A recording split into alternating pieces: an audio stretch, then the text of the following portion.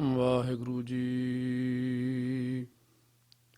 ਇੱਕ ਓੰਕਾਰ ਸਤਨਾਮ ਕਰਤਾ ਪੁਰਖ ਨਿਰਭਉ ਨਿਰਵੈਰ ਅਕਾਲ ਮੂਰਤ ਅਜੂਨੀ ਸੈਭੰ ਗੁਰ ਪ੍ਰਸਾਦ ਜਪ। ਆਦਿ ਸੱਚ ਜੁਗਾਦਿ ਸੱਚ ਹੈ ਵੀ ਸੱਚ ਨਾਨਕ ਹੋਸੀ ਵੀ ਸੱਚ। ਸ਼ਲੋਕ। ਗੁਰਦੇਵ ਮਾਤਾ ਗੁਰਦੇਵ ਪਿਤਾ ਗੁਰਦੇਵ ਸੁਆਮੀ ਪਰਮੇਸ਼ਵਰਾ। ਗੁਰਦੇਵ ਸਖਾ ਗਿਆਨ ਭੰਜਨ ਗੁਰਦੇਵ ਬੰਧੁ ਸੋਦਰਾ।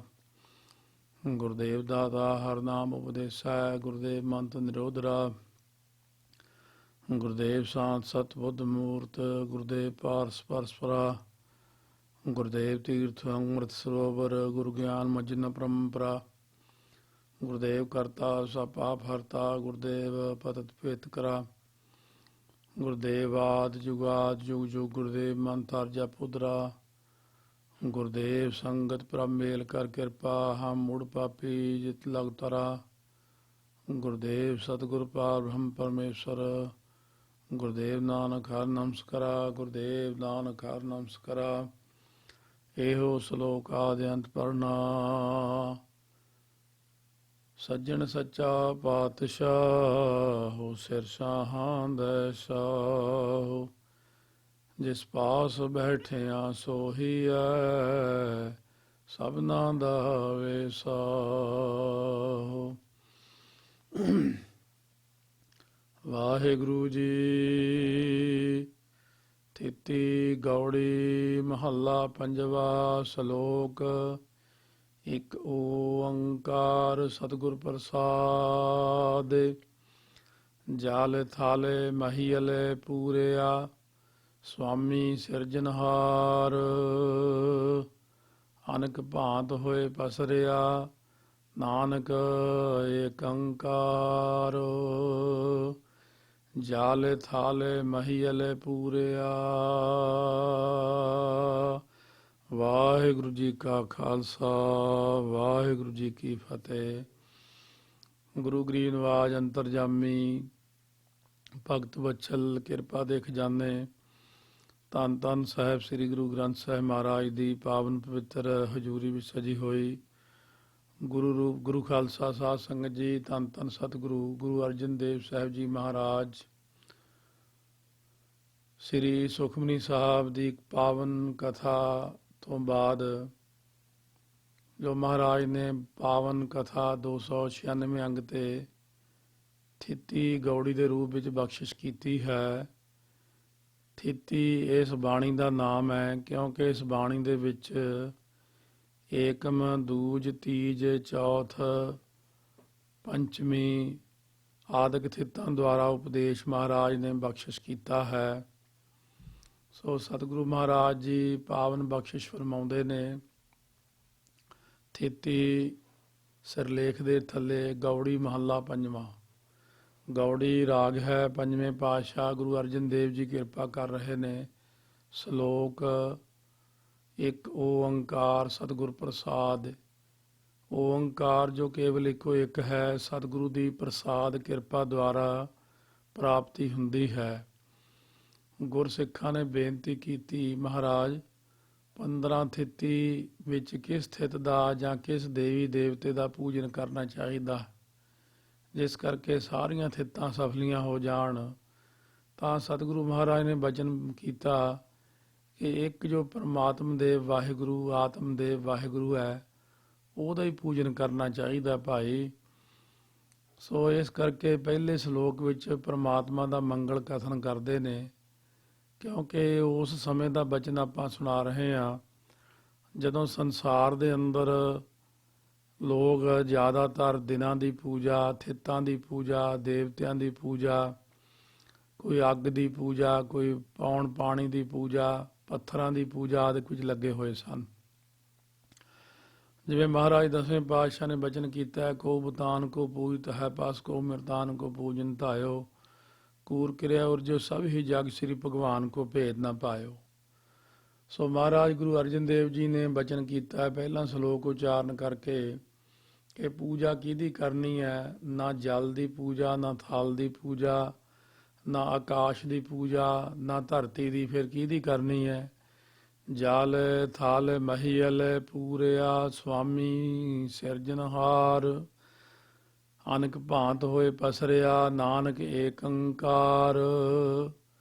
ਮਹਾਰਾਜ ਗੁਰੂ ਅਰਜਨ ਦੇਵ ਜੀ ਫਰਮਾਉਣ ਲੱਗੇ ਸੰਗਤਾਂ ਨੂੰ, ਸਾਰਿਆਂ ਦੇ ਸਿਰਜਣ ਵਾਲਾ ਜੋ ਸੁਆਮੀ ਪ੍ਰਮਾਤਮਾ ਹੈ, ਉਹ ਜੋ ਜਲਾਂ ਦੇ ਵਿੱਚ ਵੀ ਹੈ, ਥਾਂ ਥਾਂ ਪਾਣੀ ਦੇ ਅੰਦਰ, ਉਹ ਜੋ ਥਲਾਂ ਦੇ ਵਿੱਚ ਵੀ ਹੈ, ਉਹ ਜੋ ਮਹੀ ਜੋ ਪਿਰਥਵੀ ਹੈ, ਮਲ ਜੋ ਅਲ ਤੋਂ ਭਾਵ ਜੋ ਆਕਾਸ਼ ਦੇ ਵਿੱਚ ਪੂਰਨ ਹੋ ਰਿਹਾ ਹੈ। ਸਤਿਗੁਰੂ ਮਹਾਰਾਜ ਕਥਨ ਕਰਦੇ ਨੇ, ਏਕ ਓੰਕਾਰ, ਇੱਕ ਅਦੁੱਤੀ ਪ੍ਰਮਾਤਮਾ ਜੋ ਅਨੇਕ ਰੂਪ ਧਾਰਨ ਕਰਕੇ ਜਗਤ ਦੇ ਵਿੱਚ ਜੋਤ ਰੂਪ ਹੋ ਕੇ ਸਾਰਿਆਂ ਸਰੀਰਾਂ ਵਿੱਚ, 84 ਲੱਖ ਜੂਨ ਵਿੱਚ, ਤਾਰਿਆਂ ਚੰਦਰਮਾ ਵਿੱਚ, ਸੂਰਜ ਦੇ ਵਿੱਚ ਵਿਆਪਕ ਰੂਪ ਵਿੱਚ ਦੇਖੋ। ਜਦੋਂ ਤੁਸੀਂ ਇਕੱਲੇ ਇਕੱਲੇ ਦੀ ਪੂਜਾ ਕਰਦੇ ਹੋ, ਕੋਈ ਪਾਣੀ ਦੀ ਪੂਜਾ ਕਰਦਾ ਹੈ, ਕੋਈ ਥਲਾਂ ਦੀ, ਕੋਈ ਆਕਾਸ਼ ਦੀ, ਕੋਈ ਤਾਰਿਆਂ ਦੀ, ਕੋਈ ਦਰਖਤਾਂ ਦੀ, ਤਾਂ ਉਹ ਇੱਕ ਵੱਖਰੀ ਪੂਜਾ ਹੋ ਜਾਂਦੀ ਹੈ ਅਕਾਲ ਤੋਂ।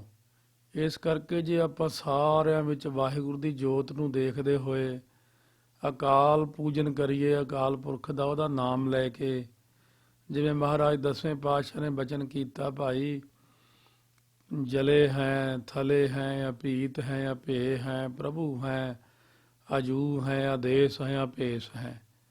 ਸੋ ਇਸ ਕਰਕੇ ਸਤਿਗੁਰੂ ਮਹਾਰਾਜ ਗੁਰੂ ਅਰਜਨ ਦੇਵ ਜੀ ਨੇ ਵੀ ਉਦੋਂ ਸੰਗਤਾਂ ਨੂੰ ਇਹੀ ਦੱਸਿਆ ਹੈ ਕਿ ਜਿਹੜੀ ਇੱਕ ਓੰਕਾਰ ਦੀ ਪੂਜਾ ਹੈ, ਜੋ ਸਰਬ ਵਿਆਪਕ ਹੈ, ਉਹਦੀ ਪੂਜਾ ਹੀ ਆਪਾਂ ਨੂੰ ਕਰਨੀ ਚਾਹੀਦੀ ਹੈ।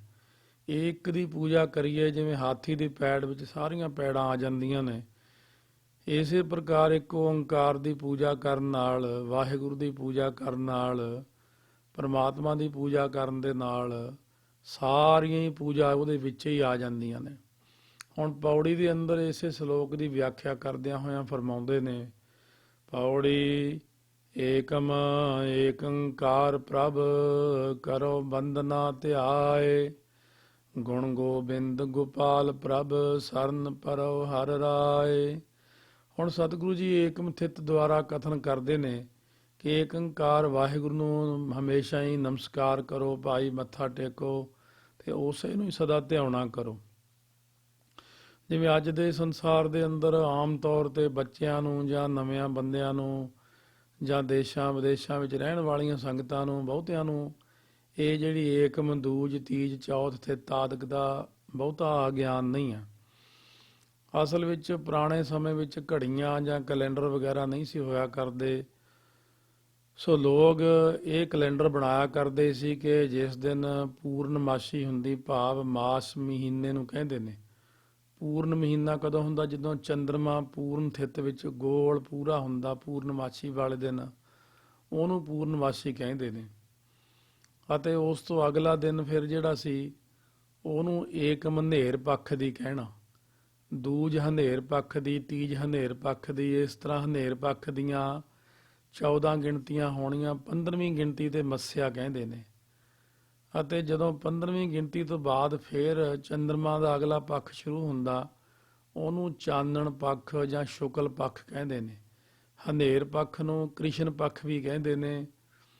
ਇਸ ਤਰ੍ਹਾਂ ਸਾਧ ਸੰਗਤ ਜੀ, ਜਦੋਂ ਏਕਮ ਚਾਨਣ ਪੱਖ ਦੀ ਸ਼ੁਰੂ ਹੁੰਦੀ, ਫਿਰ ਦੂਜ ਚਾਨਣ ਪੱਖ ਦੀ, ਉਹਨਾਂ ਪੱਖਾਂ ਦੇ ਰਾਹੀਂ ਫਿਰ ਸਤਿਗੁਰੂ ਮਹਾਰਾਜ ਉਪਦੇਸ਼ ਕਰਦੇ ਨੇ ਕਿ ਏਕਮ ਏਕ ਓੰਕਾਰ ਪ੍ਰਭ।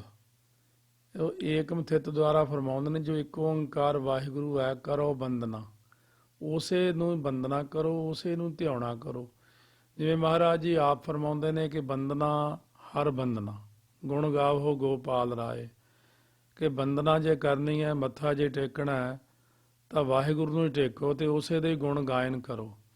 ਕਿਉਂਕਿ ਸਤਿਗੁਰੂ ਨੇ ਆਪਾਂ ਨੂੰ ਸੋਦਰ ਦੀ ਪੌੜੀ 'ਚ ਸਮਝਾਇਆ ਹੈ ਕਿ ਜਿਹਨੂੰ ਸਾਰੇ ਗਾਉਂਦੇ ਨੇ, ਗਾਵਨ ਤੁਧਨੋ ਪਵਨ ਪਾਣੀ ਬੈਸੰਤਰ, ਗਾਵੈ ਰਾਜਾ ਧਰਮ ਦੁਆਰੇ, ਗਾਵਨ ਤੁਧਨੋ ਚਿੱਤ ਗੁਪਤ ਲਿਖ ਜਾਣਨ, ਲਿਖ ਲਿਖ ਧਰਮ ਵਿਚਾਰੇ। ਮਹਾਰਾਜ ਨੇ ਵਚਨ ਕੀਤਾ ਹੋਰ ਕੇਤੇ, ਤੁਧਨੋ ਗਾਵਨ ਸੇ ਮੈਂ ਚਿੱਤ ਨਾ ਆਵਨ, ਨਾ ਕਿਆ ਵਿਚਾਰੇ। ਸੋ ਸਤਿਗੁਰੂ ਮਹਾਰਾਜ ਫਰਮਾਉਂਦੇ ਨੇ, ਜਦੋਂ ਸਾਰੇ ਹੀ ਉਸ ਨੂੰ ਗਾਉਂਦੇ ਨੇ ਤੇ ਭਾਈ ਤੂੰ ਵੀ ਉਸੇ ਨੂੰ ਗਾ ਪਰਮੇਸ਼ਰ ਨੂੰ, ਤਾਂ ਕਿ ਤੇਰੇ ਤੇ ਵੀ ਕਿਰਪਾ ਹੋਵੇ। ਗੁਣ ਗੋਬਿੰਦ ਗੋਪਾਲ ਪ੍ਰਭ ਸਰਨ ਪਰੋ ਹਰ ਰਾਏ।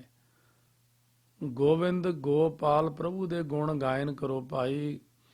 ਗੋ ਜੋ ਧਰਤੀ ਦੀ ਬਿੰਦ ਰੱਖਿਆ ਕਰਨ ਵਾਲਾ, ਗੋ ਜੋ ਇੰਦਰੀਆਂ ਨੂੰ ਬਿੰਦ ਪ੍ਰਕਾਸ਼ ਦੇਣ ਵਾਲਾ ਹੈ। ਗੋ ਤੋਂ ਭਾਵ ਪਾਲ ਦੋ ਅੱਖਰ ਮਿਲਾ ਕੇ ਬਣਿਆ ਗੋ ਨਾਮ ਹੈ। ਧਰਤੀ ਦਾ ਪਾਲ ਨਾਮ ਪਾਲਣਾ ਕਰਨ ਵਾਲਾ ਜੋ ਹੈ ਉਹ ਅਕਾਲ ਪੁਰਖ ਵਾਹਿਗੁਰੂ। ਉਹਨੂੰ ਕਹਿੰਦੇ ਗੋਬਿੰਦ ਗੋਪਾਲ ਪ੍ਰਭੂ ਦੇ ਗੁਣ ਗਾਇਨ ਕਰੋ। ਗੋਬਿੰਦੇ ਮੁਕੰਦੇ ਉਦਾਰੇ ਅਪਾਰੇ ਹਰੀਅੰ ਕਰੀਅੰ ਨਿਰਨਾਮੇ ਕਾਮੇ। ਅਤੇ ਹਰੀ ਰਾਜਾ ਦੀ ਸ਼ਰਨ ਵਿੱਚ ਪੈਣਾ ਕਰੋ। ਸਰਨ ਪਰੋ ਹਰ ਰਾਏ। ਰਾਏ ਦਾ ਭਾਵ ਹੁੰਦਾ ਰਾਜਾ। ਤਾਂ ਕਿ ਆਸ ਕਲਿਆਣ ਸੁਖ ਜਾਤੇ ਸਭ ਕੁਛ ਹੋਏ। ਜਾਤੇ ਜਿਸ ਪ੍ਰਮਾਤਮਾ ਤੋਂ ਸਭ ਕੁਝ ਹੋ ਰਿਹਾ, ਜਿਹਦੇ ਰਾਹੀਂ ਹੋ ਰਿਹਾ, ਜੋ ਸਭ ਕੁਝ ਕਰ ਰਿਹਾ। ਕਹੋ ਨਾਨਕ ਕਰਤੇ ਕੀਆਂ ਬਾਤਾਂ, ਜੋ ਕਿਛ ਕਰਨਾ ਸੋ ਕਰ ਰਿਹਾ। ਉਸ ਵਾਹਿਗੁਰੂ ਦੀ ਆਸਾ ਧਾਰਨ ਨਾਲ ਹੀ ਜੀਵ ਦੀ ਕਲਿਆਣ ਤੋਂ ਭਾਵ ਮੁਕਤੀ ਜਿਹੜੀ ਹੈ ਪ੍ਰਾਪਤ ਹੁੰਦੀ ਹੈ। ਮੁਕਤੀ ਸੁਖ ਪ੍ਰਾਪਤ ਹੁੰਦਾ ਹੈ। ਚਾਰ ਕੁੰਟ ਦਹਿ ਦਿਸ ਭ੍ਰਮਿਓ, ਤਿਸ ਬਿਨ ਅਵਰ ਨਾ ਕੋਏ। ਚਾਰ ਕੁੰਟ ਰੂਪ ਦਸੋ ਦਿਸ਼ਾ 'ਚ, ਜਾਂ ਚਾਰ ਕੁੰਟ ਜਿਹੜੀਆਂ ਨੇ ਪੂਰਬ ਪੱਛਮ ਉੱਤਰ ਦੱਖਣ, ਚਾਰ ਖਾਣੀਆਂ ਤੇ 10 ਦਿਸ਼ਾ ਵਿੱਚ ਫਿਰ ਕੇ ਦੇਖਿਆ। ਦਸੋ ਦਿਸ਼ਾ ਐਂ ਬਣਦੀਆਂ ਨੇ ਜਿਵੇਂ ਚਾਰ ਜਿਹੜੀਆਂ ਪੂਰਬ ਪੱਛਮ ਉੱਤਰ ਦੱਖਣ, ਇਹਨਾਂ ਦੇ ਚਾਰ ਉਪ ਕੋਣ, ਅਗਨ ਕੋਣ, ਅਵੈਬ ਕੋਣ, ਨੈਤਿਕ ਕੋਣ ਆਦਿਕ 8 ਦਿਸ਼ਾ। ਆਕਾਸ਼ ਤੇ ਪਤਾਲ ਇਹ 2 ਦਿਸ਼ਾ ਪਾ ਕੇ 10 ਦਿਸ਼ਾ ਬਣ ਜਾਂਦੀਆਂ ਨੇ। ਕਹਿੰਦੇ ਦਸੋ ਦਿਸ਼ਾ 'ਚ ਫਿਰ ਕੇ ਦੇਖਣਾ ਕੀਤਾ, ਜੋ ਪਰਮਾਤਮਾ ਤੋਂ ਬਿਨਾਂ ਹੋਰ ਸਾਨੂੰ ਕੋਈ ਨਜ਼ਰ ਨਹੀਂ ਆਉਂਦਾ। ਇਹ ਗੁਰੂ ਸਾਹਿਬ ਜੀ ਆਪਾਂ ਨੂੰ ਫਰਮਾਉਂਦੇ ਨੇ। ਮਹਾਰਾਜ ਕਹਿੰਦੇ ਜੋ ਦਸੋ ਦਿਸ਼ਾ ਦੇ ਵਿੱਚ ਵਿਆਪਕ ਵਾਹਿਗੁਰੂ ਹੀ ਹੈ, ਤਾਂ ਫਿਰ ਆਪਾਂ ਹੋਰ ਕਿਹਨੂੰ ਮੰਨਣਾ ਭਾਈ। ਵੇਦ ਪੁਰਾਨ ਸਿਮਰਤ ਸੁਨੇ, ਬਹੁ ਬਿਦ ਕਰੋ ਵਿਚਾਰ। ਪਤਤ ਉਦਾਹਰਨ ਭੈ ਹਰਨ, ਸੁਖ ਸਾਗਰ ਨਿਰੰਕਾਰ। 4 ਵੇਦ 18 ਪੁਰਾਣ 27 ਸਿਮਰਤੀਆਂ ਦੁਆਰੇ ਸੁਣਿਆ ਹੈ। ਅਤੇ ਅਸੀਂ ਵੀ ਬਹੁਤ ਤਰ੍ਹਾਂ ਦੇ ਨਾਲ ਵਿਚਾਰ ਕੀਤਾ ਕਿ ਪਾਪੀਆਂ ਦੇ ਤਾਰਨ ਵਾਲਾ, ਭੈ ਦੇ ਹਰਨ ਵਾਲਾ ਭਾਵ ਦੂਰ ਕਰਨ ਵਾਲਾ, ਤੇ ਸੁੱਖਾਂ ਦਾ ਸਮੁੰਦਰ ਇੱਕ ਨਿਰੰਕਾਰ ਹੀ ਹੈ, ਹੋਰ ਕੋਈ ਨਹੀਂ ਹੈ। ਕਿਉਂਕਿ ਨਿਰੰਕਾਰ ਨੇ ਹੀ ਸ੍ਰਿਸ਼ਟੀ ਪੈਦਾ ਕੀਤੀ ਹੈ ਅਤੇ ਨਿਰੰਕਾਰ ਹੀ ਸ੍ਰਿਸ਼ਟੀ ਦੀ ਪਾਲਣਾ ਕਰਦਾ, ਨਿਰੰਕਾਰ ਹੀ ਸ੍ਰਿਸ਼ਟੀ ਦੀ ਲੈਤਾ ਕਰਦਾ ਭਾਵ ਨਾਸ ਕਰਦਾ। ਇਸ ਕਰਕੇ ਨਿਰੰਕਾਰ ਹੀ ਲੇਖ ਲਿਖਦਾ, ਨਿਰੰਕਾਰ ਹੀ ਲੇਖ ਮੇਟਦਾ ਹੈ, ਨਿਰੰਕਾਰ ਹੀ ਜੀਵ ਦੇ ਉੱਤੇ ਕਿਰਪਾ ਕਰਦਾ ਹੈ। ਜਦੋਂ ਨਿਰੰਕਾਰ ਹੀ ਸਾਰੀ ਕਿਰਪਾ ਕਰਦਾ ਹੈ ਤਾਂ ਫਿਰ ਹੋਰ ਕੋਲ ਜਾਣ ਦਾ ਕੋਈ ਲਾਭ ਨਹੀਂ। ਕਿਉਂਕਿ ਹੋਰ ਕੋਈ ਸਾਡੇ ਲੇਖਾਂ ਨੂੰ ਨਾ ਤਾਂ ਮੇਟ ਸਕਦਾ, ਨਾ ਕੱਟ ਸਕਦਾ, ਨਾ ਘਟਾ ਸਕਦਾ। ਨਿਰੰਕਾਰ ਜੀ ਨੇ ਹੀ ਸਤਿਗੁਰੂ ਰੂਪ ਧਾਰਿਆ। ਨਿਰੰਕਾਰ ਆਕਾਰ ਜੋਤ ਜਗ ਮੰਡਲ ਕਰਿਓ। ਇਸ ਕਰਕੇ ਸਾਰਿਆਂ ਸੁੱਖਾਂ ਦਾ ਸਮੁੰਦਰ ਜੋ ਅਕਾਲ ਪੁਰਖ ਵਾਹਿਗੁਰੂ ਹੈ, ਵਾਹਿਗੁਰੂ ਤੇਰਾ ਸਭ ਸਦਕਾ, ਜੋ ਮਹਾਰਾਜ ਨੇ ਬਚਨ ਕੀਤੇ ਭੱਟਾਂ ਦੇ ਰਾਹੀਂ, ਨਿਰੰਕਾਰ ਪ੍ਰਭ ਸਦਾ ਸਲਾਮਤ। ਕੌਣ ਕਹੈ ਤੂੰ ਕਦ ਕਾ, ਵਾਹਿਗੁਰੂ ਤੇਰਾ ਸਭ ਸਦਕਾ। ਇਸ ਕਰਕੇ ਸਤਿਗੁਰੂ ਕਹਿੰਦੇ ਇੱਕ ਨਿਰੰਕਾਰ ਹੀ ਸਰਬ ਵਿਆਪਕ ਰੂਪ ਵਿੱਚ ਜਾਣਨਾ ਗੁਰਸਿੱਖ ਨੇ, ਅਥਵਾ ਸਾਰੀ ਦੁਨੀਆ ਪ੍ਰਤੀ ਹੀ ਇਹੀ ਉਪਦੇਸ਼ ਹੈ। ਸਾਂਝੇ ਤੌਰ ਤੇ ਇਹ ਸਾਰੇ ਮਨੁੱਖਾਂ ਨੂੰ ਉਪਦੇਸ਼ ਮਹਾਰਾਜ ਕਰ ਰਹੇ ਨੇ। ਸੰਸਾਰ ਦੇ ਅੰਦਰ ਜਿੰਨੇ ਵੀ ਮਨੁੱਖ ਨੇ, ਚਾਹੇ ਉਹ ਕਿਸੇ ਧਰਮ ਨਾਲ ਸੰਬੰਧਿਤ ਹੈ, ਹਰ ਇੱਕ ਮਨੁੱਖ ਨੂੰ ਗੁਰਬਾਣੀ ਇਹੀ ਉਪਦੇਸ਼ ਕਰਦੀ ਹੈ ਕਿ ਵਾਹਿਗੁਰੂ ਪਰਮਾਤਮਾ ਰਾਮ, ਕੋਈ ਅੱਲਾ, ਖੁਦਾ, ਜੋ ਵੀ ਕੋਈ ਕਹਿੰਦਾ, ਉਹ ਕਹਿੰਦੇ ਸਾਰਾ ਨਿਰੰਕਾਰ ਦਾ ਹੀ ਪਸਾਰ ਹੈ। ਪਰਮੇਸ਼ਰ, ਖੁਦਾ, ਰਾਮ, ਵਾਹਿਗੁਰੂ, ਰਮਿਆ ਵਿਆਪਕ, ਹਰੀ ਜਿਹਨੂੰ ਕਹਿੰਦੇ, ਗੋਬਿੰਦ, ਨਰਾਇਣ, ਮਾਧਵੇ ਕਹਿੰਦੇ ਜਿਹਨੂੰ ਮਹਾਰਾਜ, ਕਹਿੰਦੇ ਉਹੀ ਹੈ ਸਾਰਾ ਕੁਛ। ਦਾਤਾ ਭੁਗਤਾ ਦੇਨਹਾਰ, ਤਿਸ ਬਿਨ ਅਵਰ ਨਾ ਜਾਏ। ਆਪ ਹੀ ਦਾਤਾ ਹੋ ਕੇ ਦੇਣ ਵਾਲਾ ਦਾਤਾਂ ਦੇ ਰਿਹਾ, ਆਪ ਹੀ ਭੁਗਤਾ ਹੋ ਕੇ ਭੋਗਣ ਵਾਲਾ ਖਾ ਰਿਹਾ, ਪਹਿਨ ਰਿਹਾ। ਉਸ ਤੋਂ ਬਿਨਾਂ ਹੋਰ ਕੋਈ ਜਾਇਦ ਅਰਥ ਜਗ੍ਹਾ ਨਹੀਂ ਹੈ। ਜੇ ਕੋਈ ਕਹੇ ਕਿ ਮੈਂ ਕਿਸੇ ਹੋਰ ਜਗ੍ਹਾ ਦੇ ਉੱਤੋਂ ਜਾ ਕੇ ਭੁਗਤਾ ਹੋ ਕੇ ਖਾ ਲਵਾਂਗਾ, ਕਿਸੇ ਭੋਗਣ ਵਾਲੀ ਚੀਜ਼ ਨੂੰ ਲੈ ਲਵਾਂਗਾ ਕਿਸੇ ਥਾਂ ਤੋਂ ਪਰਮਾਤਮਾ ਤੋਂ ਬਿਨਾਂ, ਅਸਲ ਵਿੱਚ ਸਾਰਿਆਂ ਵਿੱਚ ਉਹ ਦਾਤਾ ਆਪ ਹੀ ਹੋ ਕੇ ਬੈਠਾ ਹੈ। ਜੇ ਦੁਨੀਆ ਦੇ ਅੰਦਰ ਕੋਈ ਦਾਤਾ ਬਣਿਆ ਵੀ ਬੈਠਾ ਹੈ, ਉਹਦੇ ਵਿੱਚ ਵੀ ਪਰਮਾਤਮਾ ਦੀ ਜੋਤ ਹੀ ਕੰਮ ਕਰਦੀ ਹੈ। ਇਸ ਕਰਕੇ ਸਾਰਿਆਂ ਦੇ ਵਿੱਚ ਵਾਹਿਗੁਰੂ ਦੀ ਜੋਤ ਨੂੰ ਦੇਖਦਿਆਂ ਹੋਇਆਂ ਵਿਆਪਕ ਰੂਪ ਵਿੱਚ ਜਾਣੀਏ। ਜੋ ਚਾਹ ਹੈ ਸੋਈ ਮਿਲੈ, ਨਾਨਕ ਹਰ ਗੁਣ ਗਾਏ। ਮਹਾਰਾਜ ਕਹਿੰਦੇ ਤੈਨੂੰ ਭਾਈ ਕੀ ਚਾਹੀਦਾ? ਕਹਿੰਦੇ ਜੀ ਮੈਨੂੰ ਸਭ ਕੁਝ ਚਾਹੀਦਾ, ਮੈਂ ਕਦੇ ਕਿਤੇ ਭਟਕਦਾ ਕਦੇ ਕਿਤੇ ਭਟਕਦਾ। ਕਹਿੰਦੇ ਦੇਖ ਭਾਈ, ਗੁਰੂ ਸਾਹਿਬ ਕਥਨ ਕਰਦੇ ਨੇ, ਮਨ ਉਸ ਹਰੀ ਦੇ ਗੁਣ ਗਾਇਨ ਕਰ, ਤਾਂ ਜੋ ਇੱਛਾ ਕਰੇਗਾ ਉਹੀ ਪਦਾਰਥ ਤੈਨੂੰ ਮਿਲ ਜਾਏਗਾ। ਕਹਿੰਦੇ ਉਹਦੇ ਗੁਣ ਗਾਉਣ ਨਾਲ ਹੀ ਸਭ ਨੂੰ ਦਾਤਾਂ ਮਿਲਦੀਆਂ ਨੇ। ਕਿਆ ਬ੍ਰਹਮਾ ਵਿਸ਼ਨੂੰ ਮਹੇਸ਼ ਜਿਹੜੇ ਨੇ, ਕਿਆ ਦੇਵੀ ਦੇਵਤਾ ਨੇ, ਕਿਆ ਪੀਰ ਪੈਗੰਬਰ ਨੇ, ਇਹ ਸਾਰੇ ਤਾਂ ਉਸੇ ਨੂੰ ਹੀ ਜਪਦੇ ਨੇ ਤੇ ਉਸੇ ਤੋਂ ਹੀ ਕਿਰਪਾ ਲੈਂਦੇ ਨੇ। ਤੇ ਫਿਰ ਤੂੰ ਉਹ ਪ੍ਰਮਾਤਮਾ ਦਾ ਹੀ ਜਾਪ ਕਰ, ਕਿਉਂਕਿ ਮਹਾਰਾਜ ਜਿਵੇਂ ਫਰਮਾਉਂਦੇ ਨੇ, ਮਾਨੁਖ ਕੀ ਟੇਕ ਬਿਰਥੀ ਸਭ ਜਾਨ, ਦੇਵਨ ਕਉ ਏਕੈ ਭਗਵਾਨ, ਜਿਸ ਕੈ ਦੀਆ ਰਹਿ ਅਗਾਏ, ਬਹੁਰ ਨ ਤ੍ਰਿਸ਼ਨਾ ਲਾਗੈ ਆਏ, ਮਾਰੈ ਰਾਖੈ ਏਕੋ ਆਪ, ਮਾਨੁਖ ਕੈ ਕਿਛ ਨਾਹੀ ਹਾਥ। ਇਸ ਕਰਕੇ ਸਤਿਗੁਰੂ ਕਹਿੰਦੇ ਜੀ ਉਹਦੇ ਹੀ ਗੁਣਾਂ ਨੂੰ ਗਾਇਨ ਕਰੇਗਾ, ਜੋ ਇੱਛਾ ਕਰੇਗਾ ਉਹ ਇੱਛਾ ਪੂਰਕ ਸਰਬ ਸੁਖ ਦਾਤਾ, ਹਰ ਜਾ ਕੈ ਵਸ ਹੈ ਕਾਮ ਧੇਨਾ। ਵਾਹਿਗੁਰੂ ਸਾਰੀਆਂ ਇੱਛਾ ਪੂਰੀਆਂ ਕਰਦੇ ਜੇ ਉਹਦਾ ਜਸ ਗਾਈਏ। ਕਹਿੰਦੇ ਉਹਦਾ ਜਸ ਕਦੋਂ ਗਾਈਏ? ਸਵੇਰੇ ਦੁਪਹਿਰੇ ਸ਼ਾਮ ਗਾਈਏ, ਹਫ਼ਤੇ 'ਚ ਇੱਕ ਵਾਰੀ, ਮਹੀਨੇ 'ਚ ਇੱਕ ਵਾਰੀ ਗਾਈਏ। ਉਹਦੇ ਜਸ ਦਾ ਕੋਈ ਸਮਾਂ ਹੋਵੇਗਾ।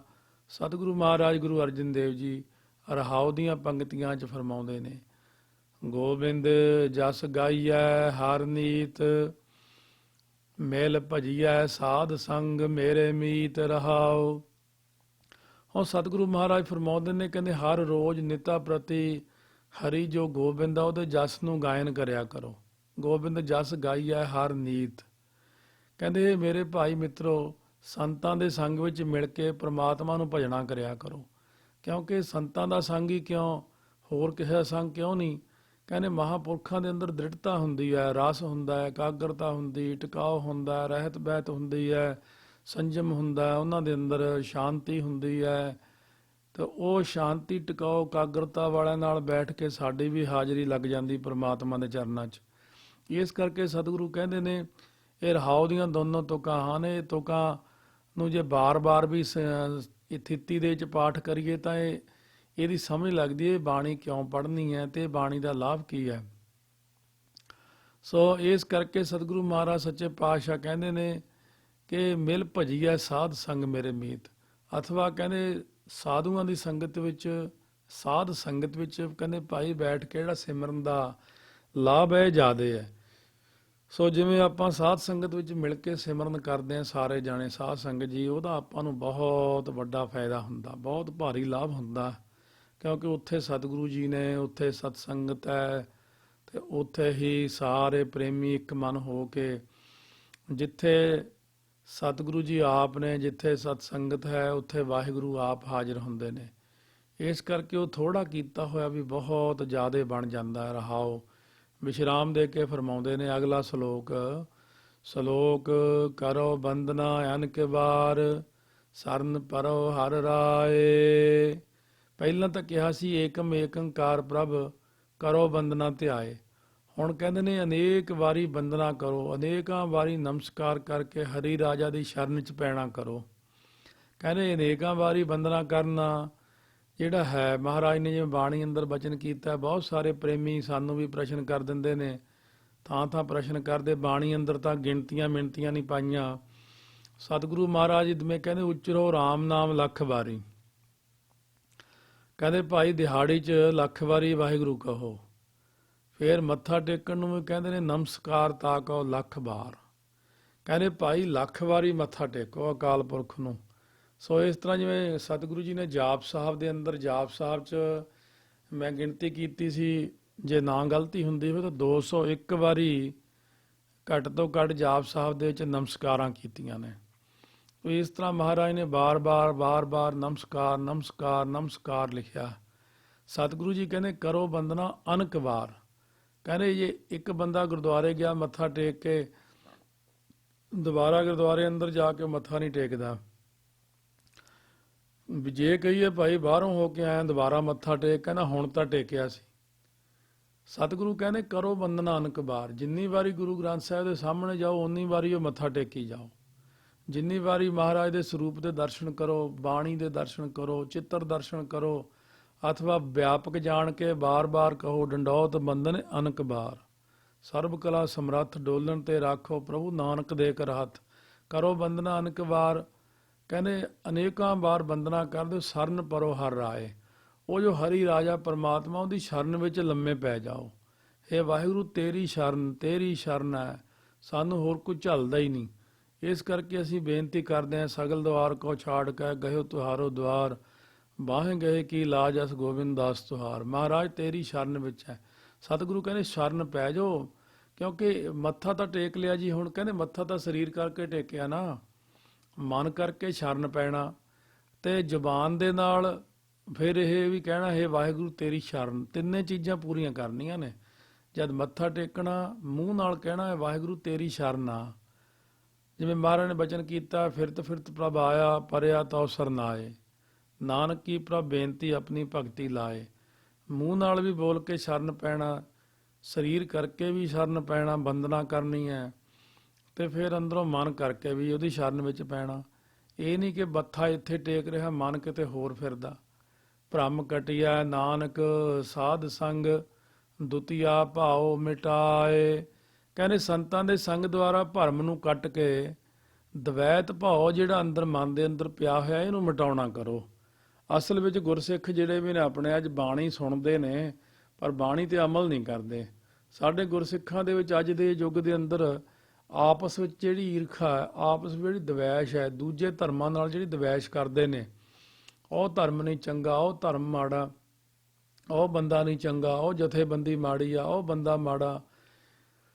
ਸੋ ਸਾਰਿਆਂ ਦੇ ਅੰਦਰ ਸਤਿਗੁਰੂ ਕਹਿੰਦੇ ਇੱਕ ਨਿਰੰਕਾਰ ਹੀ ਬੈਠੇ ਨੇ ਭਾਈ। ਸਾਰਿਆਂ ਵਿੱਚ ਇੱਕ ਵਾਹਿਗੁਰੂ ਨੂੰ ਦੇਖ ਕੇ ਆਪਣੇ ਦਵੈਸ਼ ਭਾਵ ਨੂੰ ਖਤਮ ਕਰੋ ਅਤੇ ਮਨ ਦੇ ਜਿਹੜੇ ਭਰਮ ਨੇ ਸੰਤਾਂ ਦੇ ਸੰਗ ਦੁਆਰਾ ਭਰਮ ਨੂੰ ਕੱਟੋ। ਸੰਤ ਮਹਾਤਮਾ ਦੇ ਅੰਦਰ ਕਦੇ ਵੀ ਈਰਖਾ ਦਵੈਸ਼ ਨਹੀਂ ਹੁੰਦੀ।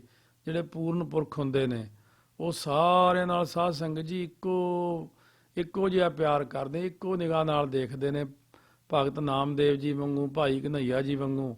ਪੌੜੀ ਦੁਤੀਆ ਦੁਰਮਤ ਦੂਰ ਕਰ, ਗੁਰ ਸੇਵਾ ਕਰ ਨੀਤ। ਪੌੜੀ ਦੇ ਰਾਹੀਂ ਕਹਿੰਦੇ ਦੂਜ ਥਿੱਤ ਦੁਆਰਾ ਫਰਮਾਉਂਦੇ ਨੇ ਪੁਰਖਾ, ਇਹ ਗੁਰਮੁਖਾ, ਇਹ ਭਾਈ ਰੱਬ ਦਿਆ ਬੰਦਿਆ, ਇਹ ਸਤਸੰਗੀ ਜਨੋ, ਦੁਰਮਤ ਜਿਹੜੀ ਇਹ ਖੋਟੀ ਬੁੱਧੀ ਨੂੰ ਦੂਰ ਕਰ। ਮਹਾਰਾਜ ਇਹ ਖੋਟੀ ਬੁੱਧੀ ਦੂਰ ਨਹੀਂ ਹੁੰਦੀ, ਕੋਈ ਉਪਾਅ ਦੱਸੋ। ਖੋਟੀ ਬੁੱਧੀ ਕਿਵੇਂ ਦੂਰ ਕਰੀਏ? ਤਾਂ ਸਤਿਗੁਰੂ ਮਹਾਰਾਜ ਕਹਿੰਦੇ ਨਿਤਾ ਪ੍ਰਤੀ ਭਾਈ ਗੁਰੂ ਸਾਹਿਬ ਦੀ ਸੇਵਾ ਕਰਿਆ ਕਰ। ਗੁਰ ਸੇਵਾ ਕਰ ਨੀਤ, ਕਹਿੰਦੇ ਨੀਤ ਸੇਵਾ ਕਰ, ਨਿਤ ਸੇਵਾ ਕਰ, ਚੌਰ ਕਰ। ਗੁਰੂ ਗ੍ਰੰਥ ਸਾਹਿਬ ਮਹਾਰਾਜ ਨੂੰ ਕੋਲ ਬਹਿ ਕੇ ਹੋਰ ਨਹੀਂ, ਪਾਠ ਹੀ ਕਰੀ ਜਾ, ਨਾਮ ਹੀ ਜਪੀ ਜਾ ਮਹਾਰਾਜ ਦੇ।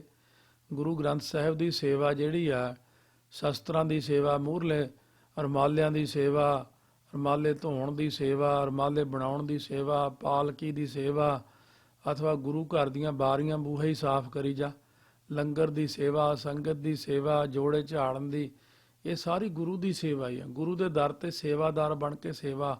ਕਹਿੰਦੇ ਗੁਰ ਸੇਵਾ ਕਰ ਨੀਤ। ਫਿਰ ਦੇਖ ਤੇਰੇ ਅੰਦਰੋਂ ਜਿਹੜੀ ਖੋਟੀ ਬੁੱਧੀ ਕਿਵੇਂ ਦੂਰ ਹੁੰਦੀ ਹੈ। ਆਪਣੇ ਆਪ ਹੀ ਖੋਟੀ ਬੁੱਧੀ ਦਾ ਨਾਸ ਹੋ ਜਾਏਗਾ। ਆਰਾਮ ਰਤਨ ਮਨ ਤਨ ਬਸੈ, ਤਾਜ ਕਾਮ ਕ੍ਰੋਧ ਲੋਭ ਮੀਤ। ਕਹਿੰਦੇ ਭਾਈ ਮਿੱਤਰ ਗੁਰਸਿੱਖ, ਕਾਮ ਕ੍ਰੋਧ ਲੋਭ ਮੋਹ ਹੰਕਾਰ ਜਿਹੜੀ ਆਸਰੀ ਸੰਪਦਾ, ਇਹ ਪਹਿਲਾਂ ਇਹਦਾ ਤਿਆਗ ਕਰ।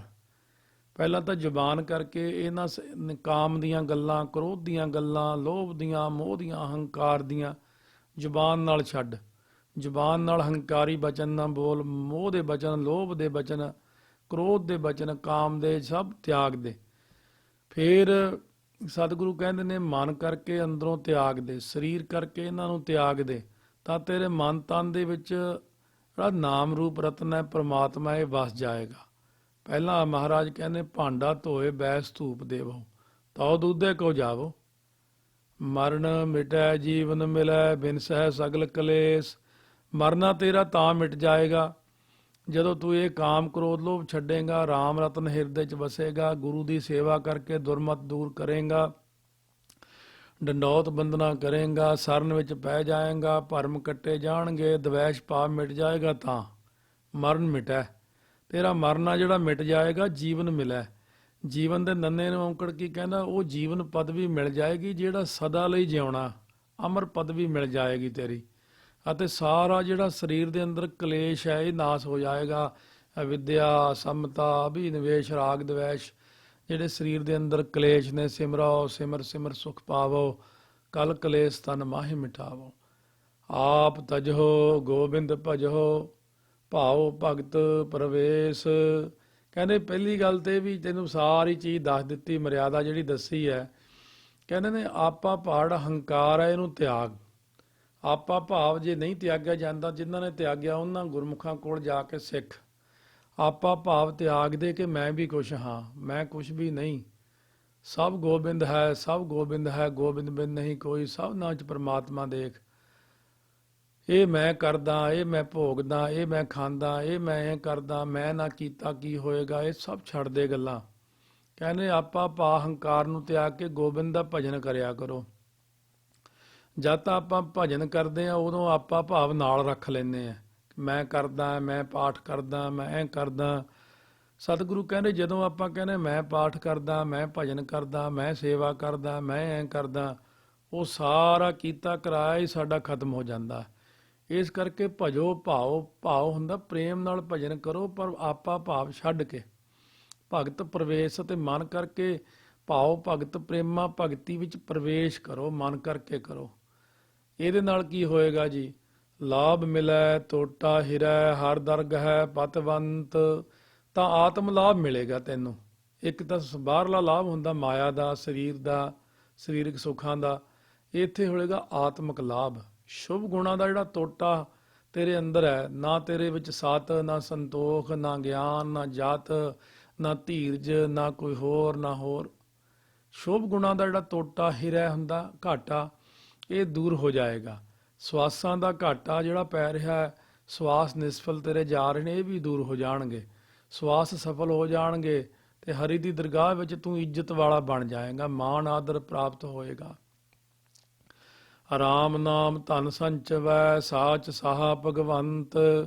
ਜਿਹੜਾ ਪੁਰਸ਼ ਰਾਮ ਨਾਮ ਰੂਪੀ ਧਨ ਨੂੰ ਕਹਿੰਦੇ ਇਕੱਤਰ ਕਰਦਾ, ਭਾਈ ਇਕੱਤਰ ਹੁੰਦਾ ਜਿਵੇਂ ਆਪਾਂ ਮਾਇਆ ਇਕੱਠੀ ਕਰਦੇ ਆ, ਇੱਕ ਇੱਕ ਪੈਸਾ ਕਰਕੇ ਜੋੜਦੇ ਕਹਿੰਦੇ ਫਿਰ ਕਹਿੰਦੇ ਦੇਖੋ ਫੂਹੀ ਫੂਹੀ ਨਾਲ ਤਲਾਬ ਭਰ ਜਾਂਦਾ, ਕਹਿੰਦੇ ਸਿਆਣੇ। ਕਹਿੰਦੇ ਇਸੇ ਪ੍ਰਕਾਰ ਇਕੱਲਾ ਇਕੱਲਾ ਜਿਹੜਾ ਕਹਿੰਦਾ ਵਾਹਿਗੁਰੂ ਵਾਹਿਗੁਰੂ ਵਾਹਿਗੁਰੂ ਮੂਲ ਮੰਤਰ ਜੋੜਦੇ ਕਹਿੰਦੇ ਵੀ ਨਾਮ ਧਨ ਇਕੱਤਰ ਕਰੀ ਜਾਓ, ਉਹੀ ਸੱਚਾ ਸ਼ਾਹ ਹੈ, ਉਹੀ ਭਾਗਾਂ ਵਾਲਾ ਬਣ ਜਾਂਦਾ ਹੈ। ਕਹਿੰਦੇ ਜੀ ਕਿਵੇਂ ਜੋੜੀਏ? ਅਸੀਂ ਕੰਮ ਵੀ ਕਰਨੇ ਹੁੰਦੇ ਘਰ ਦੇ। ਸਤਿਗੁਰੂ ਮਹਾਰਾਜ ਜੀ ਅਸੀਂ ਆਹ ਵੀ ਕਰਨੇ ਆ, ਨਿਆਣੇ ਵੀ ਪਾਲਣੇ ਆ, ਇੱਧਰ ਵੀ ਜਾਣਾ ਉੱਧਰ ਵੀ ਜਾਣਾ। ਮਹਾਰਾਜ ਕਹਿੰਦੇ ਜ਼ੁਬਾਨ ਦੇ ਨਾਲ ਕਰਨਾ ਹੈ। ਊਠਤ ਬੈਠਤ ਹਰ ਭਜੋ, ਸਾਧੂ ਸੰਗ ਪ੍ਰੀਤ। ਕਹਿੰਦੇ ਸਾਧੂਆਂ ਦੇ ਨਾਲ ਪ੍ਰੀਤੀ ਕਰਕੇ ਉੱਠਦਿਆਂ ਬਹਿੰਦਿਆਂ ਹਰ ਹਰ ਵਾਹਿਗੁਰੂ ਵਾਹਿਗੁਰੂ ਨੂੰ ਭਜੀ ਜਾਓ। ਮੂੰਹ ਨਹੀਂ ਕਿਸੇ ਨੇ ਫੜਿਆ, ਹੱਥਾਂ ਨਾਲ ਕੰਮ ਕਰਨਾ ਹੈ, ਪੈਰਾਂ ਨਾਲ ਤੁਰ ਕੇ ਚੱਲਿਆ, ਪਰ ਜ਼ੁਬਾਨ ਦੇ ਨਾਲ ਤੂੰ ਹਰ ਵਕਤ ਜਮ੍ਹਾਂ ਕਰਦਾ ਜਾ। ਹੱਥਾਂ ਨਾਲ ਮਾਇਆ ਦੇ ਕਾਰਜ ਕਰਦਾ ਹੈ, ਹਾਥ ਪਾਉ ਕਰ ਕਾਮ ਸਭ ਚੀਤ ਨਿਰੰਜਨ ਨਾਲ, ਤੇ ਜ਼ੁਬਾਨ ਨਾਲ ਵਾਹਿਗੁਰੂ ਵਾਹਿਗੁਰੂ ਕਰਨਾ। ਇਸ ਕਰਕੇ ਮਨ ਕਰਕੇ ਵਾਹਿਗੁਰੂ ਵਾਹਿਗੁਰੂ ਕਰ, ਜ਼ੁਬਾਨ ਦੇ ਨਾਲ ਵਾਹਿਗੁਰੂ ਵਾਹਿਗੁਰੂ ਕਰ, ਹੱਥਾਂ ਨਾਲ ਆਪਣੀ ਕਿਰਤ ਕਰ।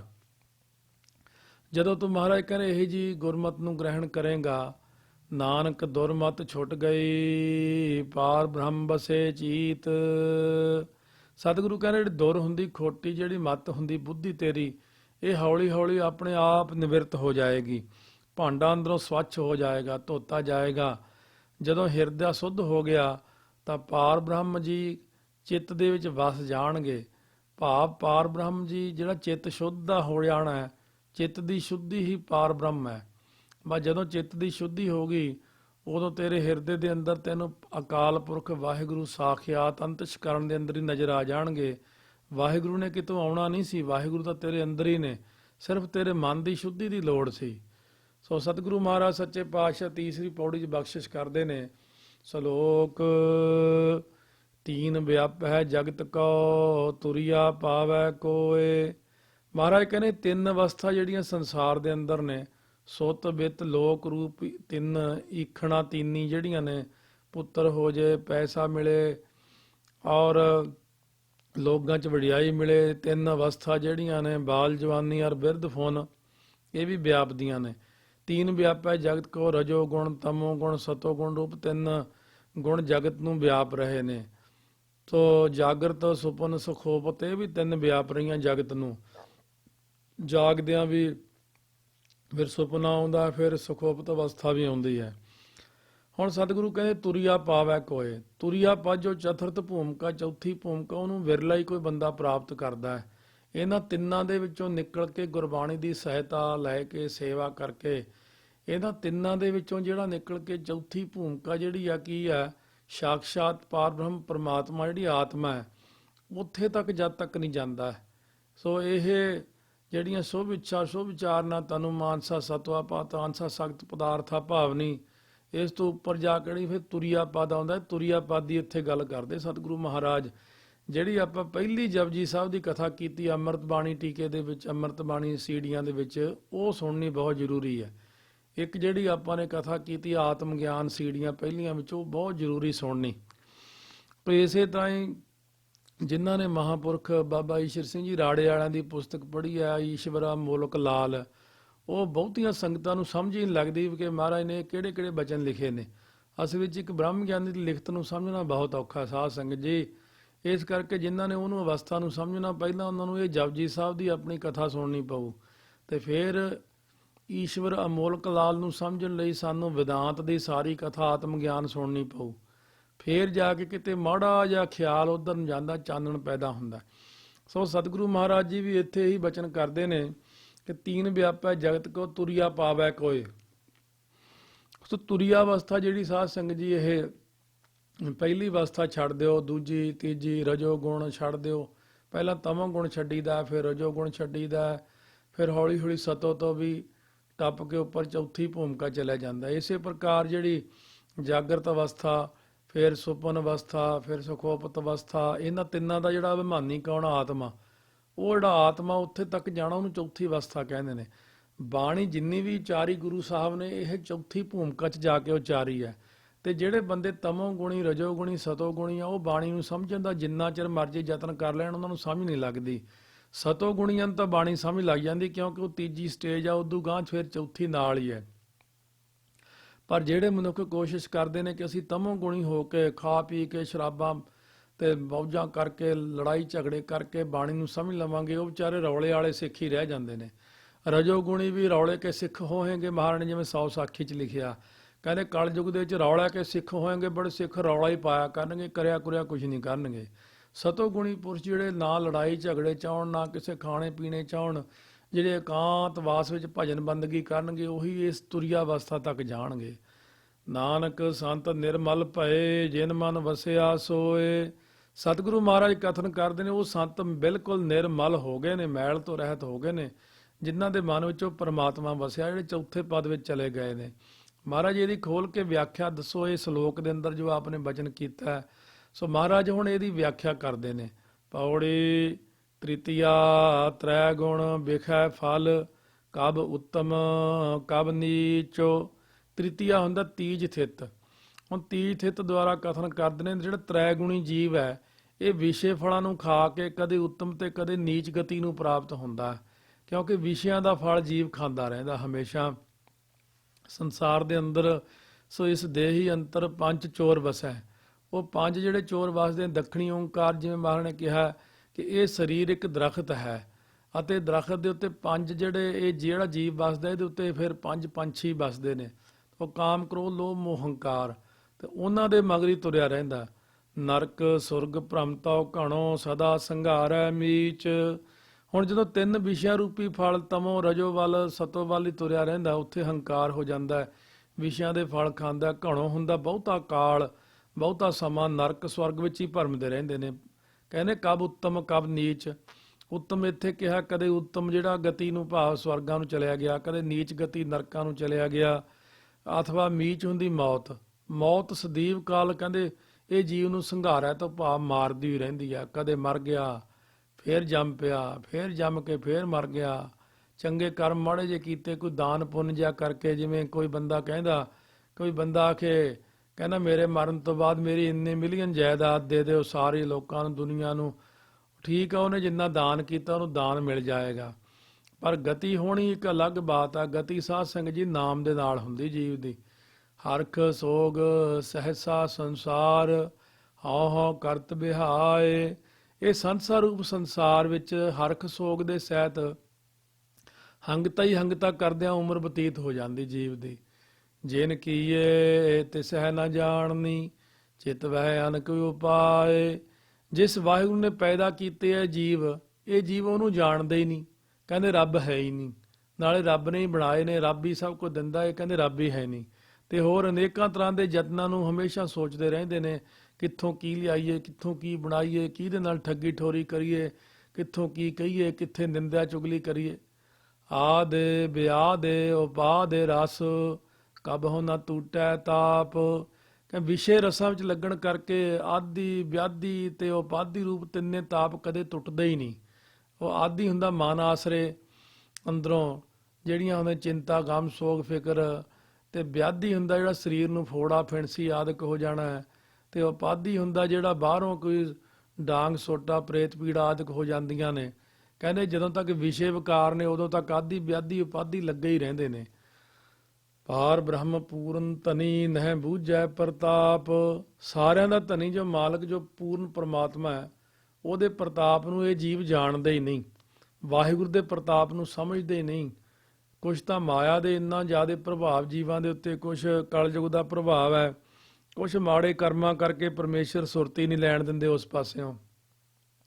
ਚੰਗੇ ਭਾਗ ਹੋਣ ਤਾਂ ਜੀਵ ਸਤਿਗੁਰੂ ਦੀ ਸ਼ਰਨ ਆਉਂਦਾ ਹੈ, ਮਹਾਰਾਜ ਉਪਦੇਸ਼ ਕਰਕੇ ਸੰਗਤ 'ਚ ਬਿਠਾ ਲੈਂਦੇ ਨੇ, ਸੇਵਾ ਵਿੱਚ ਲਾਉਂਦੇ ਨੇ, ਦਸਵੰਧ ਕਢਾਉਂਦੇ ਨੇ, 10ਵਾਂ ਹਿੱਸਾ ਕਮਾਈ ਦਾ ਨਿਕਲਦਾ, ਫਿਰ 2.5 ਘੰਟੇ ਦਸਵੰਧ ਦਾ ਨਾਮ ਜਪਣ ਲਈ ਕੱਢਦਾ ਹੈ, ਤਾਂ ਕਿਤੇ ਮਾੜਾ ਮਾੜਾ ਅੰਦਰੋਂ ਜਿਹੜੀ ਮੈਲ ਉਤਰਦੀ ਅੰਦਰੋਂ ਹਲਕਾ ਹੁੰਦਾ, ਫਿਰ ਅੰਦਰੋਂ ਸ਼ੁੱਧ ਹੁੰਦਾ।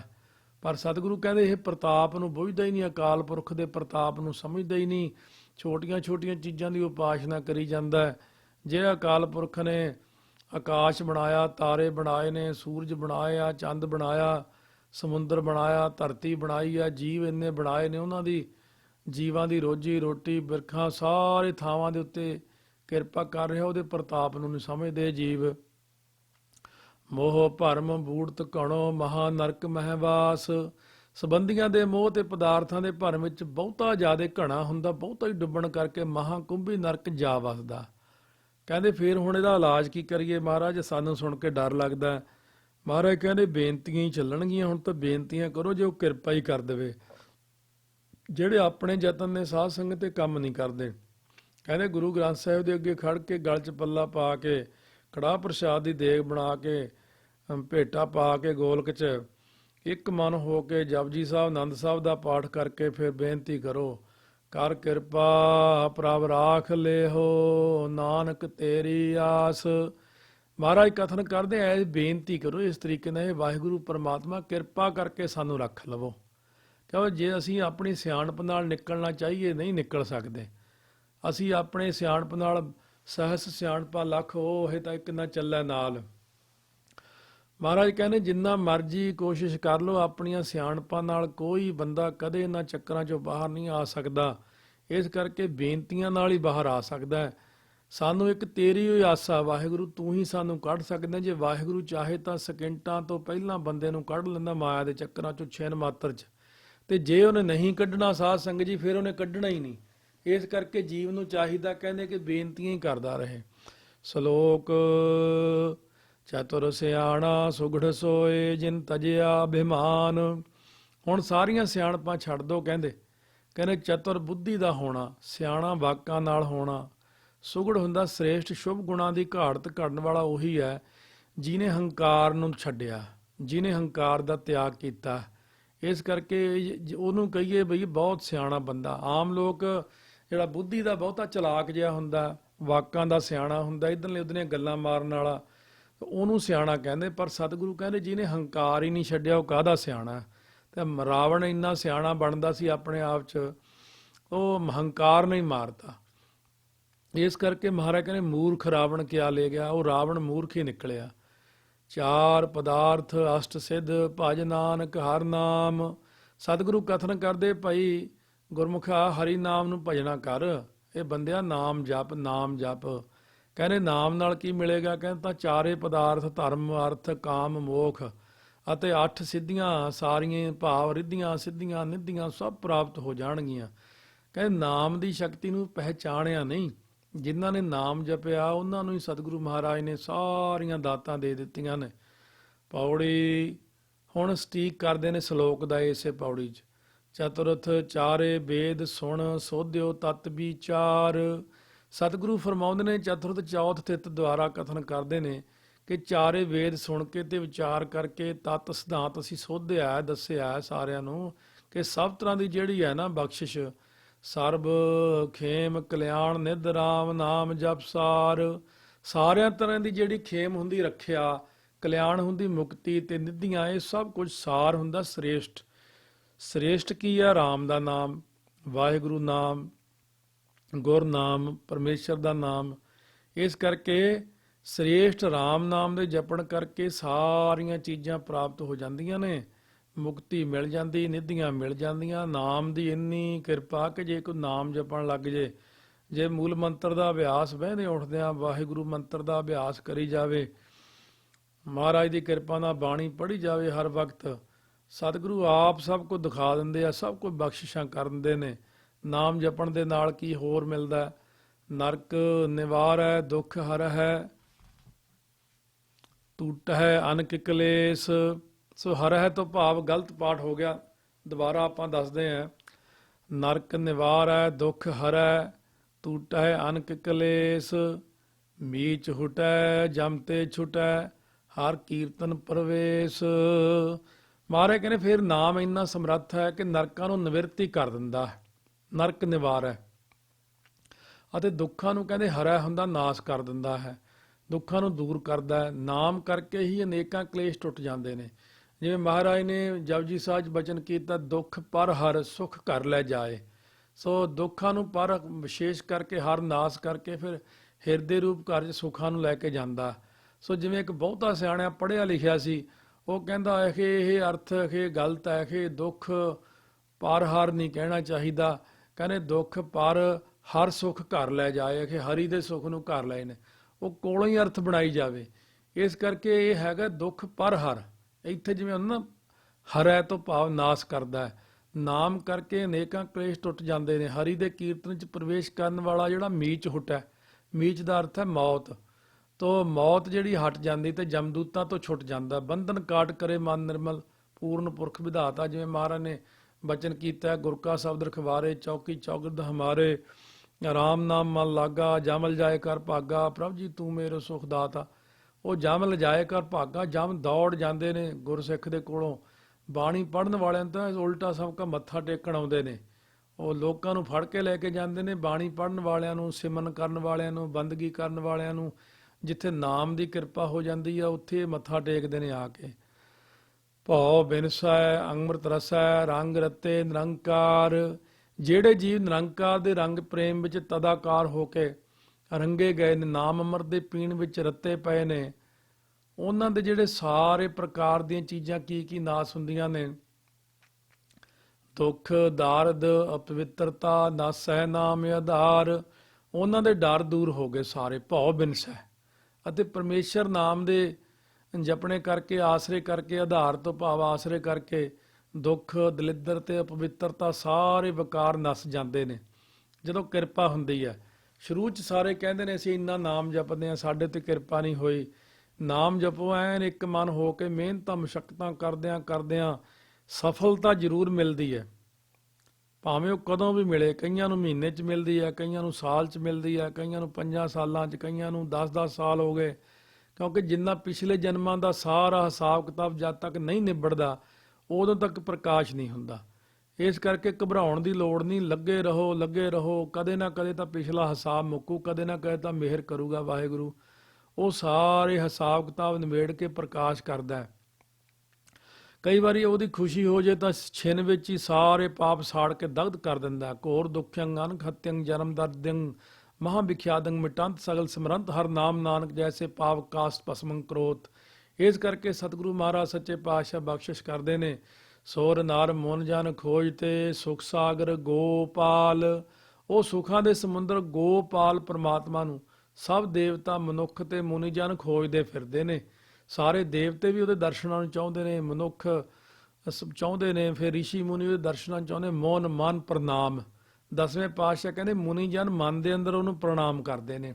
ਇਸ ਕਰਕੇ ਗੱਗੇ ਨੂੰ ਹੋੜੇ ਕਰਕੇ ਆ ਨਾ ਗੋਪਾਲ ਜਿਹੜਾ ਪਾਠ ਕਰਨਾ, ਗੋ ਨਾਮ ਧਰਤੀ ਦਾ ਤੇ ਪਾਲ ਪਾਲਣਾ ਕਰਨਾ, ਗੋ ਨਾਮ ਦੇਵਤਿਆਂ ਦਾ ਉਹਨਾਂ ਦੀ ਪਾਲਣਾ ਕਰਦਾ, ਗੋ ਨਾਮ ਬੁੱਧੀ ਦਾ ਬੁੱਧੀ ਦੀ ਪਾਲਣਾ ਕਰਦਾ।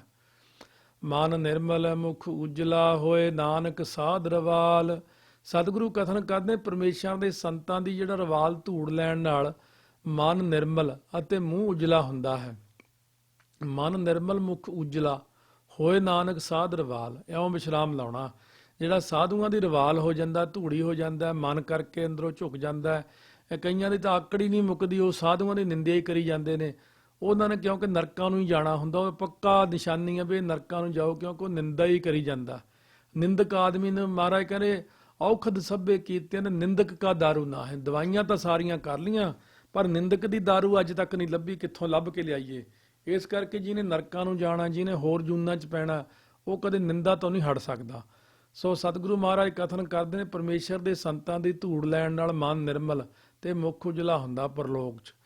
ਸ਼ਲੋਕ ਪੰਜ ਵਿਕਾਰ ਮਨ ਮਹਿ ਬਸੇ ਰਾਚੇ ਮਾਇਆ ਸੰਗ। ਕਹਿੰਦੇ ਮਾਇਆ ਨਾਲ ਜਿਹੜੇ ਰਾਚੇ ਤਦਾਕਾਰ ਹੋਣ ਕਰਕੇ ਜਿਹੜੇ ਪੰਜ ਵਿਕਾਰ ਨੇ ਕਾਮ ਕ੍ਰੋਧ ਲੋਭ ਮੋਹ ਹੰਕਾਰ ਆਦਿਕ ਮਨ ਵਿੱਚ ਵਸਦੇ ਨੇ, ਕਿਉਂਕਿ ਮਾਇਆ ਦੇ ਪੁੱਤਰ ਨੇ ਪੰਜੇ।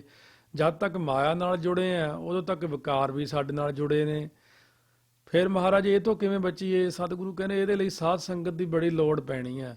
ਸਾਧ ਸੰਗ ਹੋਏ ਨਿਰਮਲਾ ਨਾਨਕ ਪ੍ਰਭ ਕੈ ਰੰਗ। ਸਤਿਗੁਰੂ ਕਥਨ ਕਰਦੇ ਸੰਤਾਂ ਦੇ ਸੰਗ ਦੁਆਰਾ ਵਾਹਿਗੁਰੂ ਦੇ ਰੰਗ ਪ੍ਰੇਮ ਕਰੇ ਤਾਂ ਮਨ ਜਿਹੜਾ ਸ਼ੁੱਧ ਹੋ ਜਾਂਦਾ ਹੈ। ਰੰਗ ਗੱਗੇ ਸਿਆਰੀ, ਇਹਦੋਂ ਪ੍ਰਭ ਕੈ ਰੰਗ, ਰੰਗ ਹੁੰਦਾ ਉਹ ਪ੍ਰੇਮ ਕਰੇ, ਪ੍ਰੇਮ ਵਿੱਚ ਤਦਾਕਾਰ ਹੋਵੇ।